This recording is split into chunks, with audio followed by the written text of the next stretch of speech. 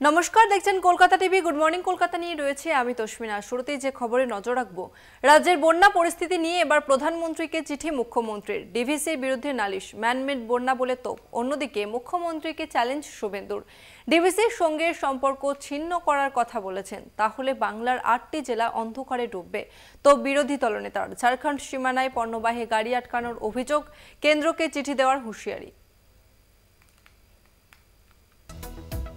রাস্তা, নদী, পুকুর সব এক। তাসের ঘরের মতো ভেঙে পড়ছে ঘরবাড়ি। কোথাও কোমর জল তো কোথাও বুক। বিচ্ছিন্ন যোগাযোগ। নৌকায় করে কোনো রকমের ত্রাণ শিবিরে ঠাঁই। নষ্ট বিঘের পর বিঘে চাষের জমি। এই ছবি রাজ্যের একাধিক জেলার। নিম্নচাপ কমলেও ডিভিসির ছাড়া জলে ভাসছে একাধিক জেলা। চরম দুর্ভোগ। ভিটেমাটি ছেড়ে প্রাণ বাঁচাতে ত্রাণ শিবিরে আশ্রয় নিয়েছেন শয়ে শয়ে মানুষ। গ্রাউন্ড জিরোয় গিয়ে পরিস্থিতি খতিয়ে দেখে উদ্বিগ্ন মুখ্যমন্ত্রী। বাংলার এই বন্যা পরিস্থিতির জন্য তিনি দায়ী করেছেন ঝাড়খণ্ড সরকারকেই। এটা ম্যানমেড ফ্লাড করা হয়েছে, বাংলাকে বঞ্চনা করছে, সিল্টিং করছে না এবং ইচ্ছা করে জল ঝাড়খণ্ডকে বাঁচাচ্ছে। রাজ্যের বন্যা পরিস্থিতি নিয়ে এবার প্রধানমন্ত্রীকে চিঠি লিখলেন মুখ্যমন্ত্রী। চিঠিতে ডিভিসির বিরুদ্ধে একগুচ্ছ নালিশ। অনিয়ন্ত্রিত একতরফা জল ছাড়ার ফলে রাজ্যে দুর্যোগ। কোনো আলোচনা না করেই জল ছেড়েছে ডিভিসি। ম্যানমেড বন্যা। এই পরিমাণ জল আগে কখনো ডিভিসি থেকে ছাড়া হয়নি। রাজ্যের ৫০ লক্ষ মানুষ বন্যা দুর্গত। ১৬ই সেপ্টেম্বর ফোন করে ডিভিসির চেয়ারম্যানকে বন্যার কথা জানানো হয়েছিল। তারপরেও ১৭ই সেপ্টেম্বর ২.৫ লক্ষ কিউসেক জল ছাড়া হয়। ১৩ বছরে তিনি সেখানে কোনো মৌলিক পরিবর্তন আনতে পেরেছেন? রাজ্য সরকারের ইরিগেশন ডিপার্টমেন্ট তারা কোনো নতুন বাঁধ নির্মাণ করে পেরেছেন? তারা এমন কোনো পদক্ষেপ নিয়েছেন যাতে ওই অঞ্চলের সার্বিক পরিবর্তন করা যায়? রাজ্য সরকার এবং কেন্দ্রীয় সরকার দুজনে যৌথভাবে কেন কথা বলছেন না? যে চিঠি লিখেছেন, এই বন্যার পরিস্থিতি তো নতুন নয়। প্রতি বছর ভিসিয়াস সাইকেলের মতো এই বন্যার পরিস্থিতি হয়। রাজ্য সরকার কেন কন্টিজেন্সি প্ল্যান নেয় না আমরা জানি না। বাংলার মানুষ যখন কার্যত বানভাসী বন্যায় বিধ্বস্ত, জর্জরিত, সেই অবস্থায় দাঁড়িয়ে তারা এটাকে নিয়ে রাজনীতি করছে, তারা একবারও বলছে না। পরপর দুদিন বন্যা পরিস্থিতি সরজমিনে পরিদর্শনের পর ডিভিসির সঙ্গে সম্পর্ক ছিন্ন করার হুঁশিয়ারি দেন মুখ্যমন্ত্রী। ডিভিসির সাথে আমরা ফার্দার কোনো সম্পর্ক রাখবো কিনা আমাদের সন্দেহ আছে।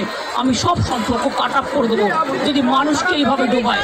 মুখ্যমন্ত্রীর নির্দেশে সিল আসানসোল ঝাড়খণ্ড সীমানার 5টি বর্ডার লাইন দিয়ে দাঁড়িয়ে পণ্যবাহী ট্রাক, লরি, বিপাকে পড়েছেন গাড়ি চালকরা। এই পরিস্থিতিতে মুখ্যমন্ত্রীকে চ্যালেঞ্জ শুভেন্দু অধিকারীর। ডিভিসির সঙ্গে সম্পর্ক ছিন্ন করলে বাংলার 8টি জেলা অন্ধকারে ডুববে, হুঁশিয়ারি বিরোধী দলনেতার। ডিভিসির উপর নির্ভর করেন, আবার ডিভিসিকে সঙ্গে সম্পর্ক কাট আপ করবেন বলেছেন। আমি আপনাকে চ্যালেঞ্জ করছি, আপনি যদি মুখ্যমন্ত্রী হয়ে বলে থাকেন আজকে বিকেলের মধ্যে ডিভিসির সঙ্গে সম্পর্ক ছিন্ন করুন, রাজ্যের 8টা জেলা অন্ধকারে ডুববে। শুভেন্দুবাবু নিজেদের জেলার সেই পূর্ব মেদিনীপুরেরও একটা বড় অংশ জলে ডুবেছে, সেটা কি তিনি ভুলে গিয়েছেন?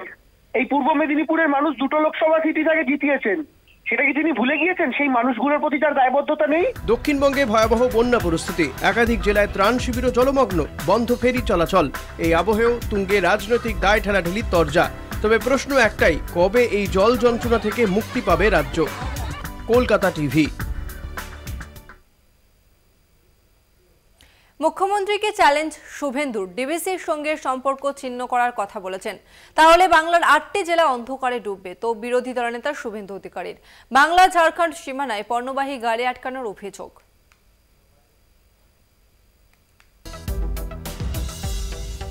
জলের তলায় একের পর এক গ্রাম। এই দৃশ্য নতুন নয়। প্রায় প্রতি বছরই পাঁশকুড়া, ঘাটাল, উদয়নারায়ণপুরের বিস্তীর্ণ এলাকা প্লাবিত হয়। আর জল নিয়ে কেন্দ্র রাজ্যের সংঘাত চলতেই থাকে। বানভাসী পরিস্থিতি দেখতে গিয়ে ডিভিসির সঙ্গে সম্পর্ক ছিন্ন করার হুঁশিয়ারি মুখ্যমন্ত্রীর। কেন বাংলা ভুগবে? কেন্দ্রে কৈফিয়ত দাবি মমতার। ঝাড়খণ্ডকে বাঁচাতে বাংলাকে ডোবাচ্ছে অভিযোগ মুখ্যমন্ত্রীর। ডিভিসির জলে কেন বাংলা ডুববে আমি জানতে চাই, আমরা কৈফিয়ত চাই। ফরাক্কা ড্রেজিং করে না, বাংলা ডোবে, বিহার ডোবে। আর ডিভিসি ড্রেজিং করে না, বাংলা ডোবে। বাংলায় জল ছেড়ে দিয়ে ঝাড়খণ্ডকে সেফ রাখে, এটা তো ঠিক নয়। বাংলা একটা নৌকার মতো। ডিভিসির সাথে আমরা ফার্দার কোনো সম্পর্ক রাখবো কিনা আমাদের সন্দেহ আছে। আমি সব সম্পর্ক কাট আপ করে দেবো যদি মানুষকে এইভাবে ডোবায়। মুখ্যমন্ত্রীকে চ্যালেঞ্জ শুভেন্দু অধিকারীর। উনি কি জানেন যে পশ্চিমবাংলার পশ্চিমাঞ্চলের 7 থেকে 8টি জেলায় আলো জ্বলে, কারখানা চলে, ট্রেন যায় ডিবিসির বিদ্যুতে?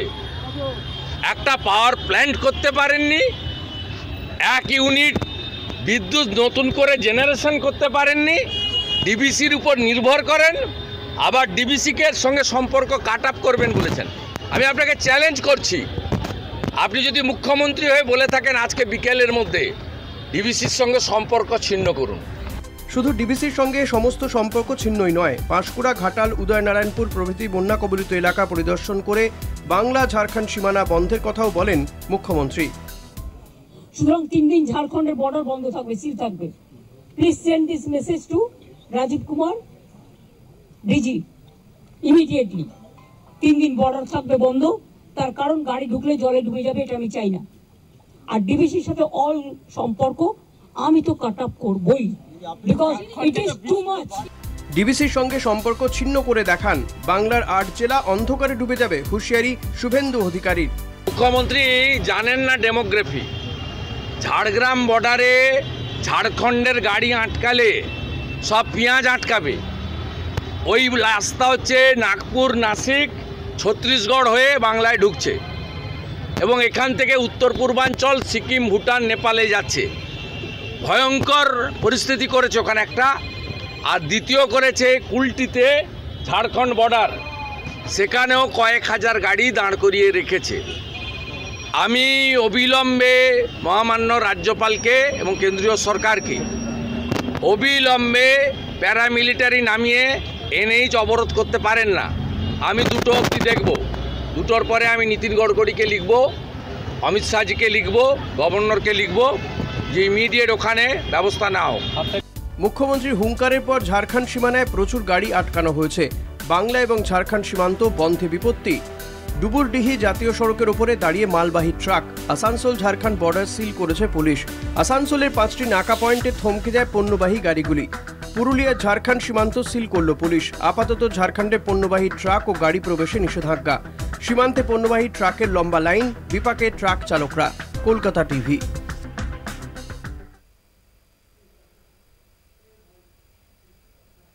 এখন সময় একটা বিরতি, ফিরছে আরো অন্যান্য খবর নিয়ে, সঙ্গে থাকুন। নিম্নচাপের বৃষ্টি থামলেও জল ছাড়া অব্যাহত, প্লাবিত একাধিক জেলা, জলের তলায় গ্রামের পর গ্রাম, বিপর্যস্ত জনজীবন। ভয়াবহ বন্যা পরিস্থিতি মোকাবেলায় ইতিমধ্যেই জেলায় জেলায় তৎপর প্রশাসন।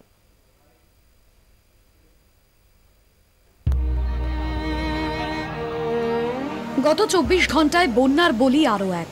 বন্যার জলে পড়ে গিয়ে ডুবে মৃত্যু হলো এক ব্যক্তির। ঘটনা পুরসুরার মাইতি পাড়ার। পুলিশ জানিয়েছে মৃতের নাম সুশান্ত মাইতি।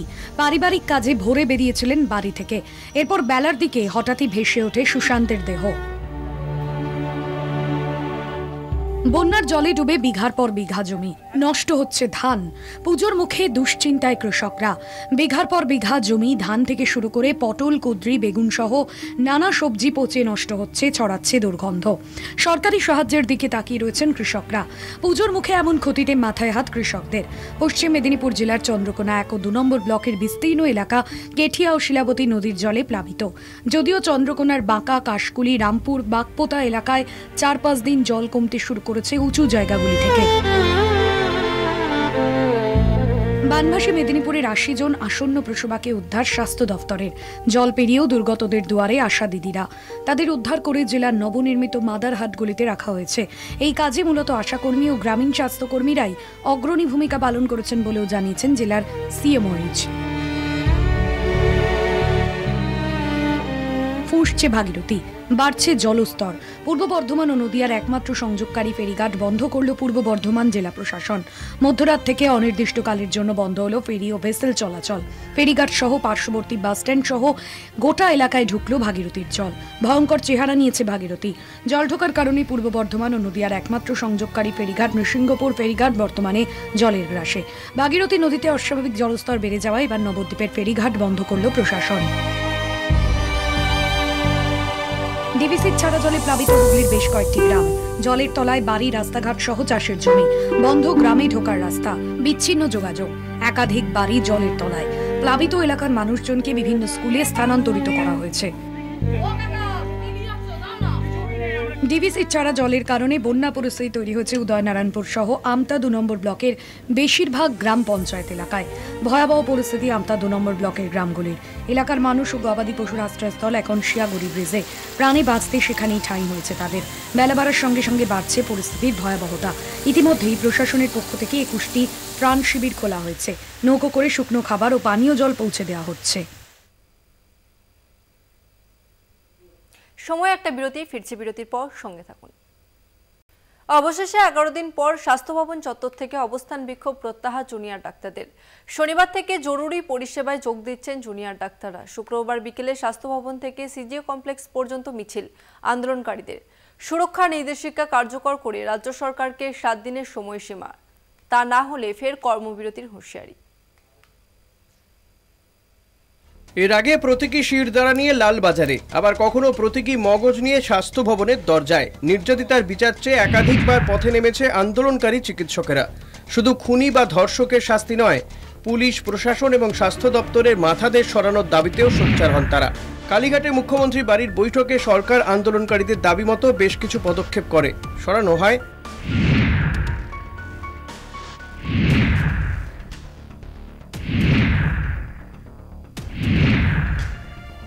একই সঙ্গে সরকারি হাসপাতালগুলোর স্বাস্থ্য পরিকাঠামো ঢেলে সাজাতে, সিন্ডিকেট রাজ নির্মূল করতে, সুরক্ষা নিরাপত্তা নিশ্চিত করতে মিনিটসে একগুচ্ছ সিদ্ধান্ত নেয় দুপক্ষ। যদিও তারপরেও কর্মবিরতিতে অনড় থাকেন আন্দোলনকারীরা। শাসক দল বারবার দাবি করে, কেন লালবাজার স্বাস্থ্য ভবন বিক্ষোভ সিজিওমুখী হওয়া উচিত, কেননা আরজি করে খুন ও ধর্ষণ মামলায় তদন্ত করছে সিবিআই। শুক্রবার শেষ পর্যন্ত স্বাস্থ্য ভবন থেকে ধর্ণা তুলে চিকিৎসকদের বিক্ষোভ মিছিল সিজিও কমপ্লেক্সের দিকে। এতদিন পর নিশানায় কেন্দ্রীয় এজেন্সি। বিচারের দাবি হলো মূল দাবি, যে নির্যাতিতা তরুণীর ধর্ষণ এবং খুনের ঘটনার বিচার চাই, সেই উই ওয়ান্ট জাস্টিস, সেই দাবি তো রয়েছে। কিন্তু তার পাশাপাশি গোটা রাজ্যের বিভিন্ন যে মেডিকেল কলেজ হাসপাতালগুলি রয়েছে, সেইখানকার স্বাস্থ্য পরিকাঠামো, সেই সঙ্গে যে সমস্ত চিকিৎসকরা রয়েছেন তাদের সুরক্ষার প্রশ্নে কোনোভাবেই আপোষ করতে রাজি নন। শুক্রবার শিয়ালদা আদালতে পেশ করা হয় আরজি করের তৎকালীন অধ্যক্ষ সন্দীপ ঘোষ ও টালা থানা ওসি অভিজিৎ মণ্ডলকে। এর আগে ধৃত সন্দীপ ঘোষের 1 দফা পলিগ্রাফ টেস্ট হয়, কিন্তু ফরেন্সিক ল্যাবে সন্দীপের উত্তর খানিকটা বিভ্রান্তিতে ফেলেছে সিবিআইকে। এবার কেন্দ্রীয় এজেন্সি সন্দীপের নার্কো টেস্ট করতে চায়।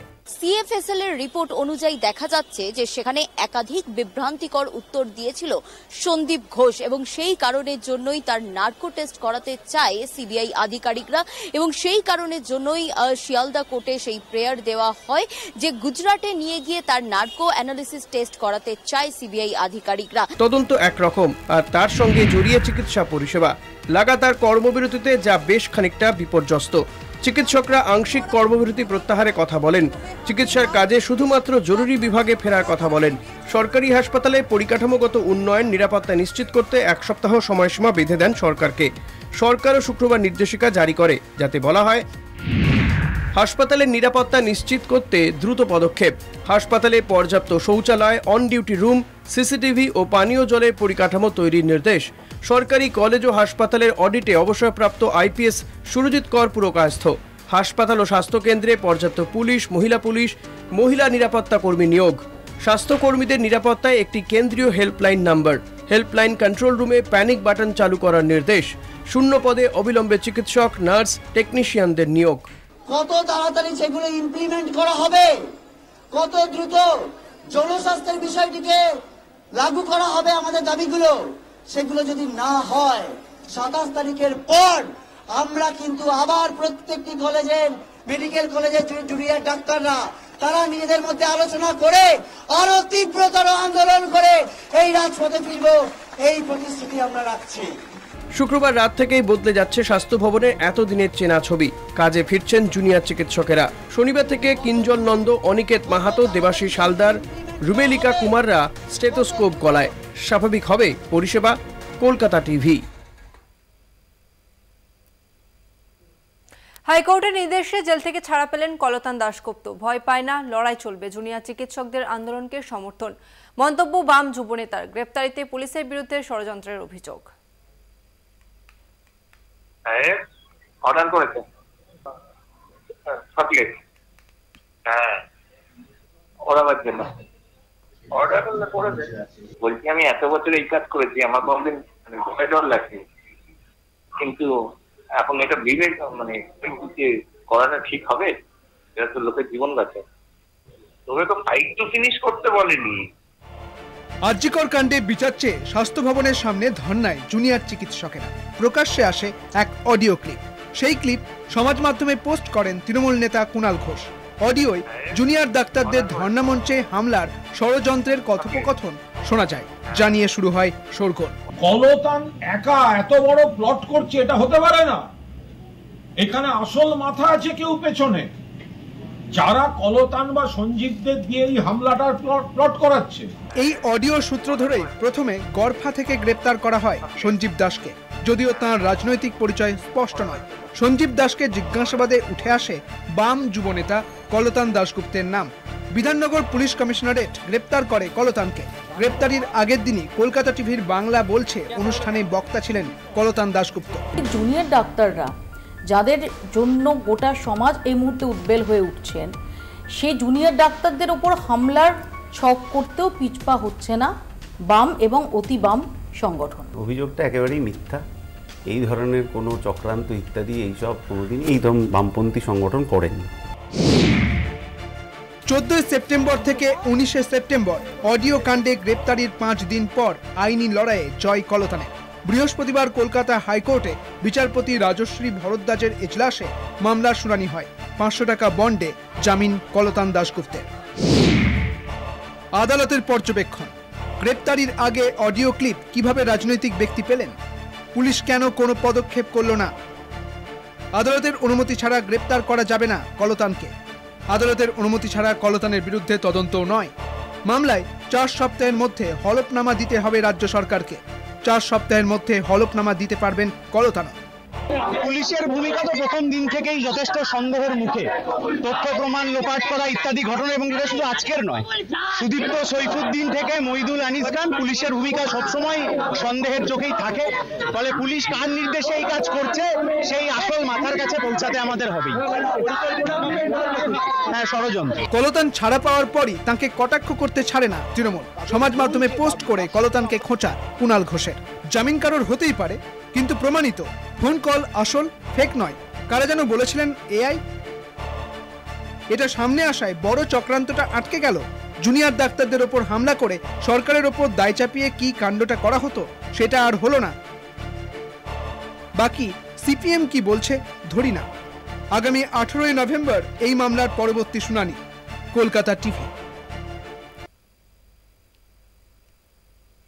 সময় আরো একটা বিরতি, ফিরছি বিরতির পর, সঙ্গে থাকুন।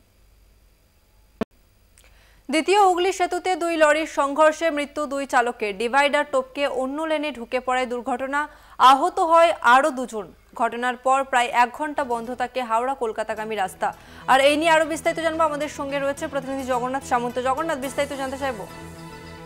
পণ্যবাহী একটি লরি যখন হাওড়া থেকে কলকাতার দিকে যাচ্ছিল, অর্থাৎ হাওড়া থেকে কলকাতাগামী লরিটি যখন যাচ্ছিল, আচমকা ডিভাইডার টপকে অন্য লেনের দিকে চলে যায় এবং উল্টো দিক থেকে আসা আরেকটি লরির সঙ্গে মুখোমুখি সংঘর্ষ হয়। ঘটনাস্থলে 2 চালকেরই মৃত্যু হয়েছে। জানা যাচ্ছে এসএসকেএম হসপিটালে নিয়ে গেলে মৃত বলে ঘোষণা করা হয় এবং লরিতে থাকা আরো 2 খালাসি গুরুতর আহত, আশঙ্কাজনক অবস্থায় হাসপাতালে ভর্তি। তবে বিপত্তি হচ্ছে প্রচন্ড গতিতে দ্বিতীয় হুগলি সেতু দিয়ে যখন যাচ্ছিল কলকাতার দিকে, ডিভাইডার টপকে অন্য লেনে যাওয়ার ফলে এই বিপত্তি হয়েছে। তবে 1 থেকে 1.5 ঘন্টা যানজটের সৃষ্টি। এখনো পর্যন্ত এই ধ্বংসস্তূপ, অর্থাৎ লরির যে অবস্থা, যত এত স্পিডে গিয়ে মুখোমুখি ধাক্কায় লরির যে ধ্বংসস্তূপ এখনো সরানো হয়নি। বেশ খানিকক্ষণ সময় লাগবে। এখনো পর্যন্ত দ্বিতীয় হুগলি সেতুতে যান চলাচল পুরোপুরি স্বাভাবিক হয়নি। এই ধ্বংসস্তূপগুলো কলকাতা পুলিশ এবং হাওড়া সিটি পুলিশের ট্রাফিক অফিসাররা সরানোর চেষ্টা করছে। তবে খুব ভয়াবহ দুর্ঘটনার দেখলেই তুমি বুঝতে পারবে, লরির সামনেটা একবারে দুমড়ে মুচড়ে গেছে, অত্যন্ত গতি ছিল লরিটা। তবে এই মুহূর্তে সরানোর চেষ্টা করা হচ্ছে লরিগুলিকে। বেশ, ধন্যবাদ তোমাকে জগন্নাথ।